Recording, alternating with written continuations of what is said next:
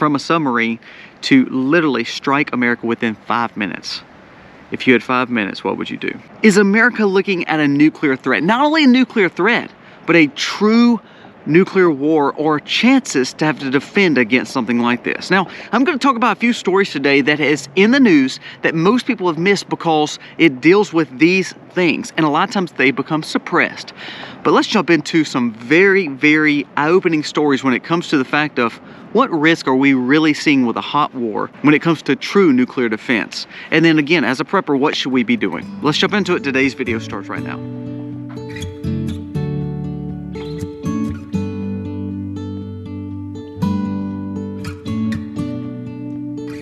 Hey guys, welcome to the Max. Thank you so much for being here today. If you're new to the channel, go down here, press subscribe, ring the bell, give us a thumbs up or thumbs down, that's okay. But let us know what you think about this content. When you give us a thumbs up, again, it helps us stay in the algorithm, and it would surely mean a lot to me, you telling me what you think about this video and giving us a thumbs up. Now let's talk about the stories and how dangerous some of these stories are. And then from there, what should we be doing? The US government just spent $296 million on anti-radiation meds, along with building 18,000 bunkers around New York City. And 50 senators have been issued satellite phones. Now that's a story that has been published. Now the question is it true, is it not? I don't know. It's just like any other news source. I think you need to do your own research. The reason I'm bringing it to your attention is, did you also see that Mark Zuckerberg is building a multi-million-dollar, actually 9-figure mansion along with a bunker in Hawaii? We're seeing more and more people, more and more elitists, more and more government-tied individuals building bunkers and investing in things that is almost in a defensive posture versus nuclear war. There was also another story that said that NATO was readying troops for a hot war when it comes to the Russia-Ukraine conflict. So if we put ourselves in a hot war, a precarious situation with Russia, do you honestly believe, like we talked about before, if we are going to back a rabid fox into a corner, what is going to happen? They're not just going to sit there and lie there and allow you to defeat them. They're going to fight. They're going to maneuver into, all means necessary to save theirself. What does that mean? Nuclear warheads. Also, there was a threat from North Korea, and we addressed it. We even said, well, we would take him out of power if they tried to bring a nuclear threat to America. What? That makes no sense. He is threatening to bring it to America. Russia has said the same things. Look, stay out of this war. It's not your battle. This is the same group of people. This is our conflict, not yours, and we're still putting ourselves in it. So why is all of a sudden our government investing in anti-nuclear meds, anti-radioactive meds, bunkers, and you start seeing these ultra-rich billionaires, instead of buying new yachts, they're buying bunkers. They're building bunkers on secluded areas or secluded land or secluded islands. All the while we're doing this, the Pentagon came out with a report stating it falls short of 41,000 recruits, meaning they did not get the numbers they were anticipating. Actually, it was already down. Now we're seeing it fall down even more, while we're still trying to invest in all this conflicts across the world. Can we actually do that? Now there's actually Republicans coming out and saying, well, we need to put more armed troops in the Red Sea and make sure that we are taking care of these ships. Again, I state, why are we trying to expand this imperialist thought pattern to say we've got to take care of all the world and police it? It is not our job. If these are your boats, you need to take care of them. If this is your country, you need to take care of it. I have no problem with Ukraine defending itself. I have no problem with Taiwan defending itself. I have no problem with Israel defending themselves. But it comes to a point where America cannot just step in every situation across the world, because guess what happens? What we're seeing the fact now that the American people are the ones suffering. Did you know that there's more homelessness than it's ever been? We're in more debt than we've ever been. We have people not even investing in their families. They're not even getting married anymore, and people can't even afford a home.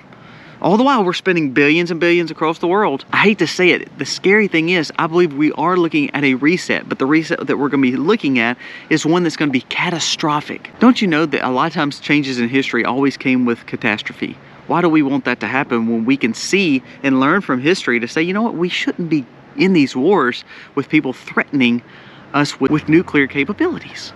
It makes no sense. And why is the government investing in all this stuff to defend a nuclear warhead? You see the study that came out that said that the military did develop capabilities where they can shoot either a missile or plane or drone in the air to then be an EMP flare, then destroy any other drones or anything in the air that may be compromising us in surveillance-wise.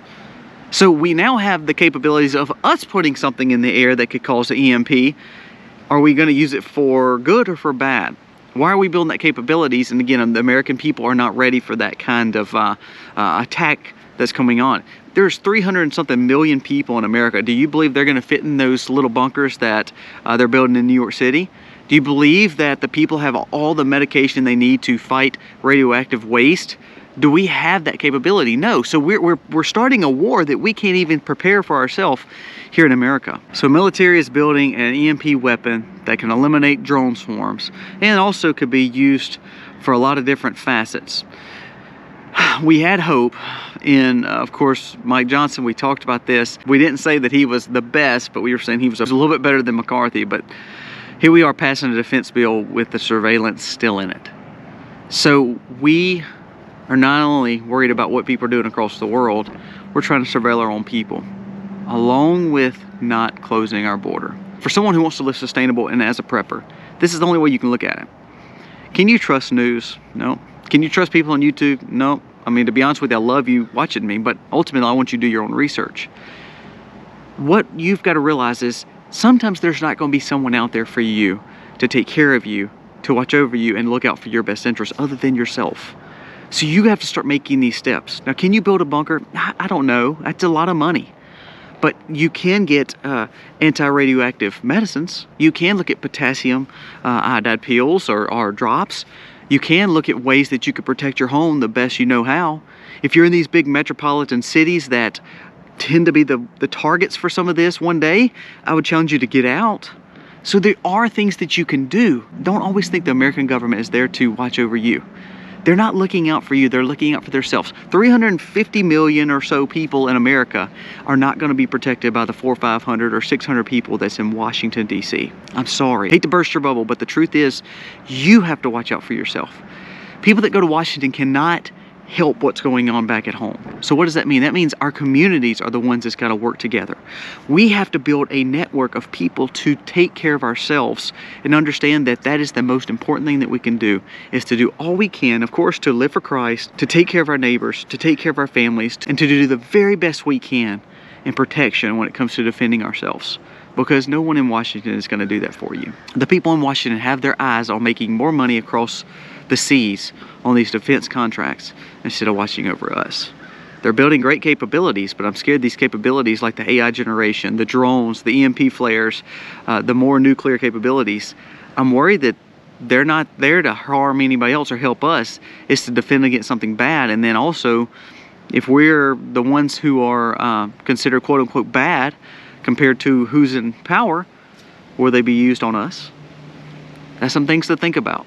As someone who tries to prep and to take care of their family, I think we need to wise up and realize that when people start building bunkers, when the government starts building bunkers and buying all this medicine and starts pride in the bear, again, putting nuclear threat in the corner, it's not really good for the American people. Start learning how you can take care of your family in a radioactive attack. What could you do? How could you make sure that you're safe? They said that Russia has a nuclear capability of, from a submarine, to literally strike America within 5 minutes. If you had 5 minutes, what would you do? Be thinking about it. Guys, thank you so much for watching. I just want to give you something to think about, not to scare you. It has nothing to do with fear-mongering or scare tactics. It has to do with the reality that you're living in right now. We may not have the white picket fence around our home and live in a perfect economy. That might not be this time in America. So it takes maybe real leadership that we don't have right now. Maybe strong leadership that we don't have right now. Maybe it takes you being the leader in your community and developing good skills, good prepping, and better options for you and your family and your community. Let me know your thoughts. God bless. Happy homesteading, y'all.